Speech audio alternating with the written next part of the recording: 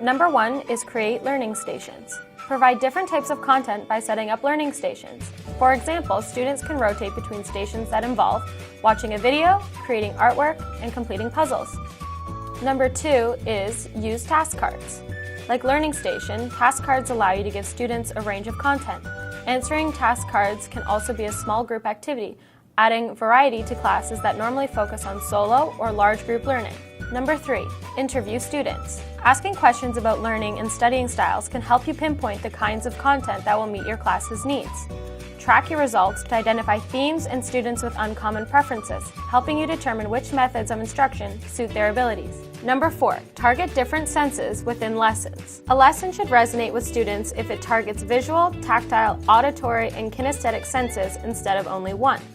Not only will these tactics help more students grasp the core concept of lessons, but make class more engaging. Number 5, share your own strengths and weaknesses. To familiarize students with the idea of differentiated learning, you may find it beneficial to explain that not everyone builds skills and processes information the same way. Number 6, use the Think, Pair, Share strategy. The Think, Pair, Share strategy exposes students to 3 lesson processing experiences within one activity.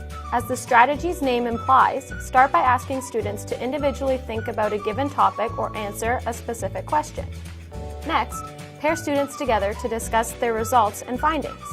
Finally, have each pair share their ideas with the rest of the class and open the floor for further discussion. Number 7, make time for journaling. A journal can be a tool for students to reflect on the lessons you've taught and activities you've run, helping them process new information.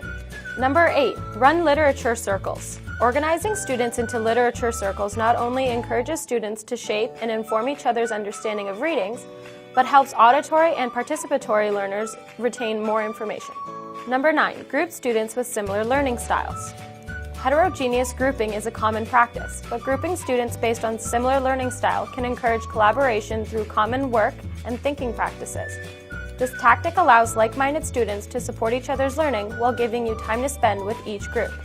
Number 10, assign open-ended projects. Give your students a list of projects to find one that lets them effectively demonstrate their knowledge. Include a clear rubric for each type of project which clearly defines expectations. Number 11, teach up. Teaching at a level that's too easily accessible to each student can harm your differentiated instruction efforts. Teaching up, however, allows you to focus your differentiated teaching strategy and bring each student up to high-end curriculum and expectations. Number 12, use math edtech that adjusts itself to each student. Some edtech tools, such as certain educational math video games, can deliver differentiated content while providing unique ways to process it. For example, ProdigyGame adjusts questions to tackle student trouble spots and offers math problems that use words, charts, and pictures, as well as numbers. Number 13, relate math to personal interests and everyday examples. A 2015 study published by the Canadian Centre of Science and Education used contextual learning strategies to teach integers and increase test scores by more than 44%. Number 14, play a math-focused version of tic-tac-toe. Prepare by dividing a sheet into squares, 3 vertical by 3 horizontal. Then, fill the boxes with questions that test different abilities. You can hand out sheets to students for solo practice or divide them into pairs and encourage friendly competition. The first one to link 3 X's or O's by correctly completing questions wins.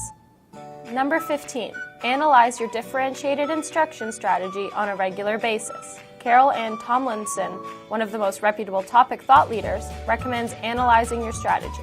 Frequently reflect on the match between your classroom and the philosophy of teaching and learning you want to practice. Look for matches and mismatches and use both to guide you. Check out our other blog posts for more tips and tricks.